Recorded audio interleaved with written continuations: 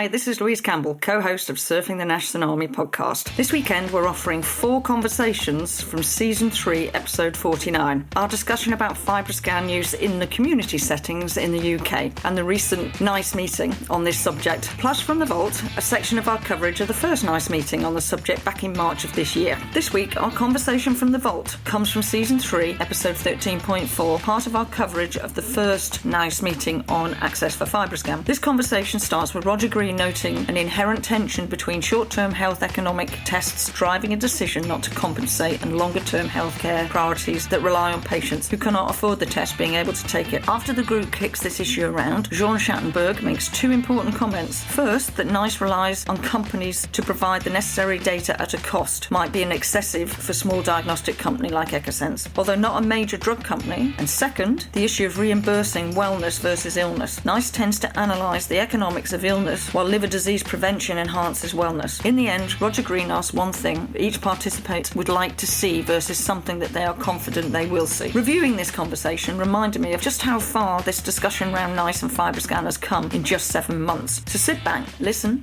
enjoy, learn, and when you're done, join us in the dialogue on our LinkedIn discussion group. Roger Green. Some of this conversation is directly relevant, and some of it kind of talks past each other, by which I mean, I hear the argument that goes on the one hand, we probably don't have enough data to make a complete case. Louise just suggested that in some situations, if this ruling were to go into effect, it would mean that other things that NICE was advocating couldn't be executed because you couldn't get the machines to the site where the people have to be cared for. Do I understand that correctly? That those are really 2 different issues? Ian Rowe. Kind of, Roger. I think some of this is around the way that healthcare is organised and reimbursed in the UK. So the NHS has a responsibility to adhere to NICE commissioning statements. So if NICE says drug X is cost effective, then the NHS has to provide it. But at the same time, the NHS can work outside NICE because NICE cannot provide guidance for all circumstances. The sequin that Louise referred to about alcohol testing is a sort of illustration of that, where the clinical reference groups have identified an area of need and have suggested an intervention, in this case liver testing for patients who are alcohol dependent or consuming alcohol hazardously, but without a NICE recommendation in the background. It's a tension in the way that the system's organised, not necessarily a real issue. Okay, until the last sentence, I was right with you.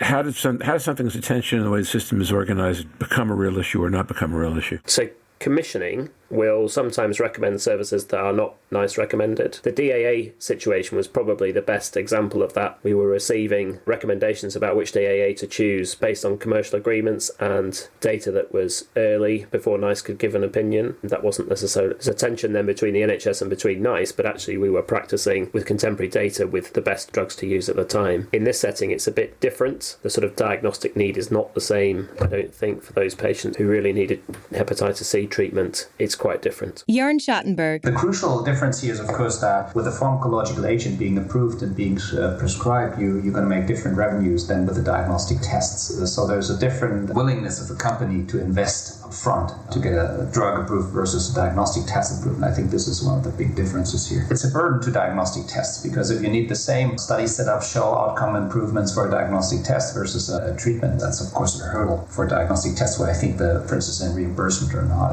as big as in pharmacological arena. Another important aspect that we haven't addressed is how can we promote health instead of identifying disease. This is where these type of diagnostic tests come in, but this is also where the healthcare system struggles, because many times we only pay for things in a diseased state where you have the HCV RNA positive. But if we have the option to intervene and provide prevention, because somebody is identified through a diagnostic test as being at risk and we prevent something down the line. I think we've discussed this. It takes a long time to improve and then address this, but I think this is the true benefit. Maybe that's why the healthcare systems struggle with the assessment of the benefit in this context here. Louise Campbell. I agree with Jörn in the context that the narrative has to change to wellness, and NICE and everything is an illness-focused system. But I'd also like to propose a set of research that we look at how much sorafenib and end-stage HCC treatments that NICE have approved are used over the next 3 years in patients that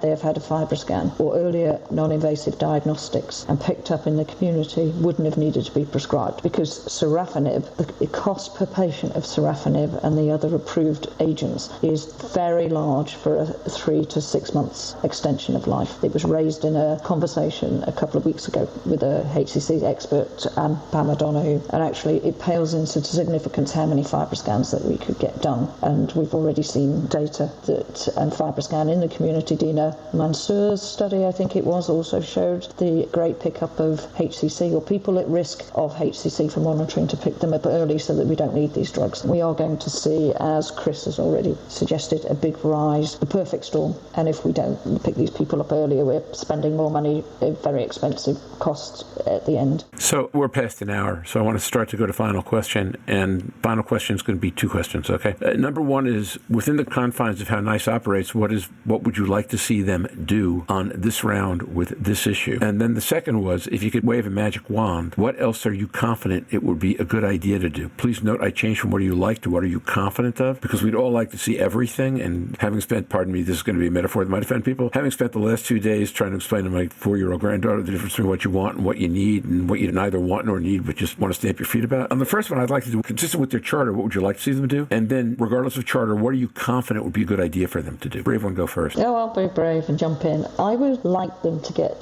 the actual costings right and go back to every unit in the country who runs FibroScan and look at exactly how it's costed, so that we work out who's doing what, where and why, and what the actual costs are, because that wasn't what was described in the meeting. There was an assumption that everybody costs elastography as the same, and that's not what happened. So that's what I would like to see them take back and actually work out the genuine levels that we're charging. Okay, and then what are you confident would be a good idea to do, even if it's not within the charter of this discussion? I suppose what I'm confident that I would like to see is the consideration of where we are in COVID. It even entered the room and the conversation. It was not mentioned once, either in the open discussion or since then. So I think it has to be taken into consideration when you're approving anything nowadays, or not approving. You need to consider its effect for or against patients post-pandemic, particularly in liver disease, which has had such a massive impact in COVID outcome. From my perspective, the only way forward here is a data-driven approach, and that came out of the discussion, and also I think it's the basis of this document. So I wanted to see the ongoing research project. I mentioned LiverScreen as a EU-funded project that's run multi-centric across many countries in the EU to succeed as a diagnostic test, but then also to see follow-up on these patients and see what comes out of this. So I want this type of trials that actually will hand us the data that then can be used by Chris to calculate future benefits and cost savings. I think that's very important. And I can't really speak on NICE, but something that's being moved forward, that I'd like to see being moved forward, is that the context that fibrosing liver disease is a disease burden. It's a burden on quality of health. It incurs many costs down the road, and we need to address this. That's just something I strongly believe in, and I'm convinced that we'll see benefit by identifying patients early. Yeah, I think the data-driven approach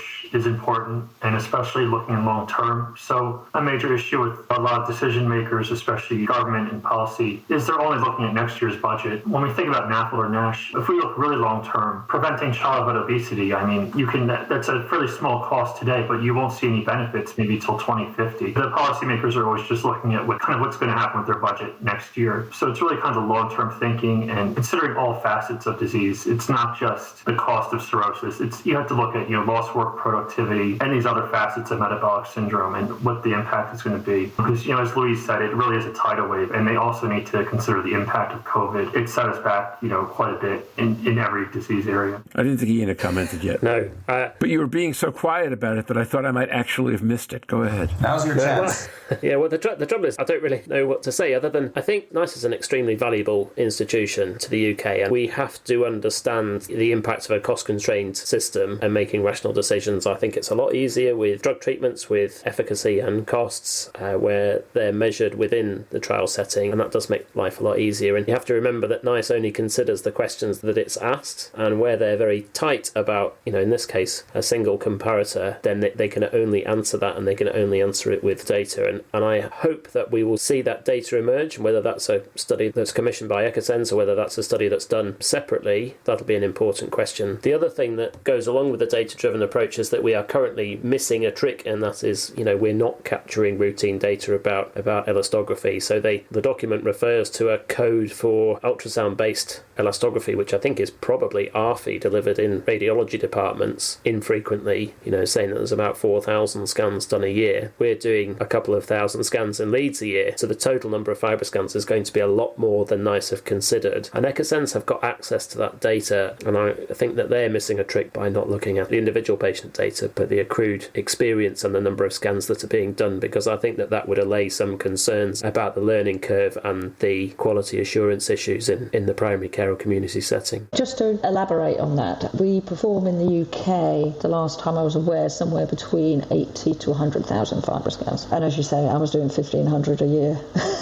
And in a unit that was doing 3,500, 4,000 scans. I don't know where they got those figures from. And this is my concern about a document that's going forward not to be reviewed in 3 years, is where that information came from. It appears inaccurate at best. Let me try to summarize. First of all, illness needs to be data-driven. The analysis of avoidance of illness or cost reduction around illness needs to be data-driven. You can't do that kind of thing on faith, but you have to do it with good data. And Louise raises the question of whether the data is good.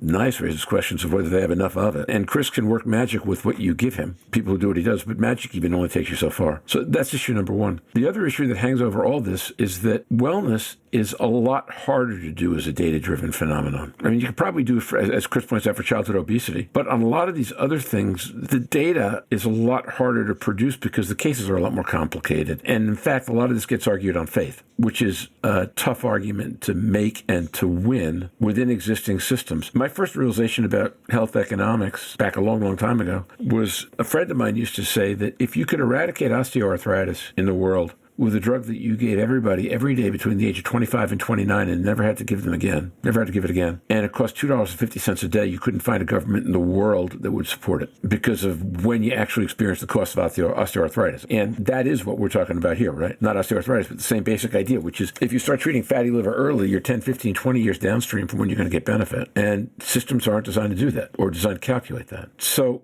we find ourselves in situations where we are data-driven. We have to be smarter about the data we get and get it better and analyze it better. And then somewhere to the side of all that needs to be a whole bunch of advocacy, which is what Donna does and what Louise does a lot of, and what we try to do some of on this podcast. Keeping the two in their tracks, I think, is a helpful thing, because if they cross the tracks, then you wind up making arguments you can't support, or you wind up missing opportunities you need to take. That's just a discipline. Any other closing thoughts for anybody on this? I'm going to have one closing thought, that if there is anybody, patient, charity, or on the medical or nursing side, this document is open for comments. Please read it if you are in the UK. Please comment on it and put it back, because they will take your comments, and I'm sure the British Liver Trust will have a number of comments, and Liver for Life and PBC Foundation and Children's Liver. Everybody needs to be aware they have the opportunity to read and comment by the 9th of March, and that's all we're asking for, is as many comments as to how this affects you or doesn't affect you. So let's have them, because that's how we can have that dialogue. That's how we can bring forward how people feel about having or not having access to a diagnostic. And now, back to Louise Campbell.